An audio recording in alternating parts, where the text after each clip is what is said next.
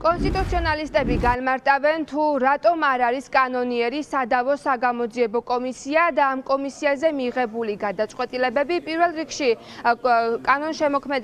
კანონმცოდნე ადამიანები განმარტავენ რომ საპარლამენტო დემოკრატიაში საგამოძიებო კომისია არის ოპოზიციის ბერკეტი, სწორედ ოპოზიციის წარმომადგენლები უნდა ხელმძღვანელობდნენ საგამოძიებო კომისიას მთავრობის კონტროლისა და ანგარიშვალდებულებისთვის, თუმცა ჩვენს ქვეყანაში ყველაფერი პირიქით ხდება.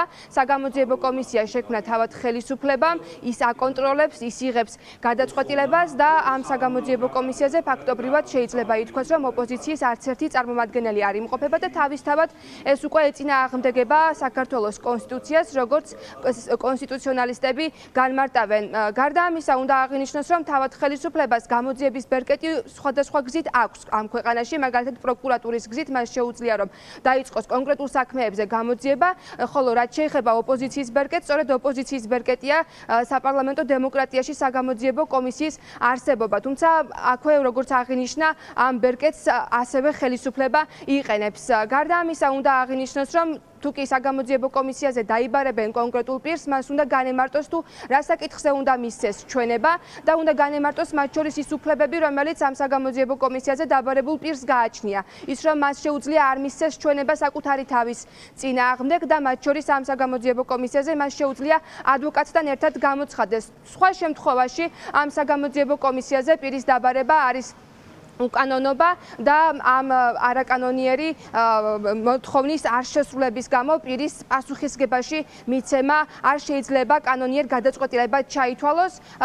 სწორედაც კონსტიტუციონალისტები ამბობენ, რომ ამ საგამოძიებო კომისიას ხელისუფლება იყენებს საკუთარი ოპონენტების წინააღმდეგ დევნისთვის. ეს კარგად გამოჩნდა მაგალითად გიორგი გახარიას შემთხვევაშიც, როდესაც მან მოითხოვა ამ საგამოძიებო კომისიაზე პირდაპირი ჩართვა ლაივის ეგრეთ წოდებული ლაივის მეშვეობით, თუმცა ამაზე უარი ეთქვა გიორგი გახარიას მიუხედავად იმისა, რომ ეს ხერხი სხვა შემთხვევაში სხვა პირის ჩართვისთვის ამ საგამოძიებო კომისიაზე ქართულმა ოცნებამ გამოიყენა, ხოლო გიორგი გახარიას შემთხვევაში მას უარი ეთქვა. ეს კიდევ ერთხელ ადასტურებს კანონშემოქმედი ადამიანებისთვის, რომ ეს საგამოძიებო კომისია სწორედ გამოყენებულია ოპონენტების წინააღმდეგ დევნისთვის. ამ კომისიაში არ არის ნახევარი ოპოზიცია. ანუ თვისობრივად უკვე გვაქვს სახეზე უკანონო კომისია. შესაბამისად, უკანონო კომისიის მოპატიჟება და მოწვევა ისწოდომაზე ამასთანავე არის უკანონო. თვითონ ეს ჩანაწერი, რომ კონსტიტუცია ამბობს, რომ ოპოზიცია უნდა იყოს ნახევარი, სწორედ მაგას გულისხმობს, რომ ოპოზიციური ბერკეტია თავისი არსით. ჩვენ კანონმდებლობას ეწინააღმდეგება თვითონ, რასაც აკეთებს ეს კომისია. და ყველა ამ კომისიაზე საზღვარგარეთ და ჩვენთანაც კანონს თუ განმარტავთ, თუ ესე იგი ჩვენება უნდა მიცე შენი თავის წინააღმდეგ, ესე იგი ინკრიმინაციას აკეთებს შენი თავისას, რა თქმა უნდა, შეგიძლია არ გამოცხადდე და ეს არ არის დანაშაული და არც გადაცდომა. ანუ რამდენიმე სამართლებრივი საფუძველია იმისი, რომ ამ ხალხის მიმართ არ გამოყენებულიყო თავისუფლების საკვეთა.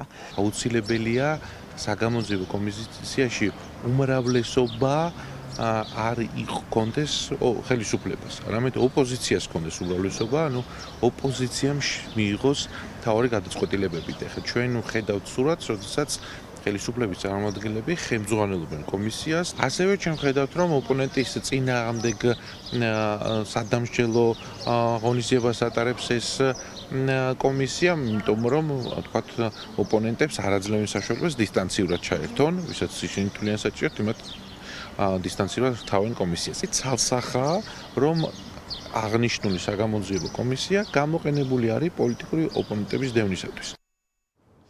სადავო საგამოძიებო კომისიაზე პირის არ გამოცხადების გამო პასუხისგებაში მიცემა არ არის ერთადერთი სასჯელი, რომელიც შესაძლოა გამოყენებული ყოფილიყო კონკრეტული პოლიტიკოსების წინააღმდეგ, რადგან არსებობს ჩანაწერი კონსტიტუციაში, რომ შესაძლოა ყოფილიყო გამოყენებული უფრო მსუბუქი ზობა, რაც ეხება მაგალითად ჯარიმას, თუმცა არც ერთ შემთხვევაში არც ერთი პოლიტიკოსის მიმართ ეს მსუბუქი სასჯელი არ იქნა გამოყენებული, რაც კონსტიტუციონალისტებისთვის კიდევ ერთი მტკიცებულებაა იმის, რომ სადავო საგამოძიებო კომისია შეიქმნა სწორედ იმის გამო, რომ ბიძინა ივანიშვილმა ოპონენტები გზიდან ჩამოიშოროს.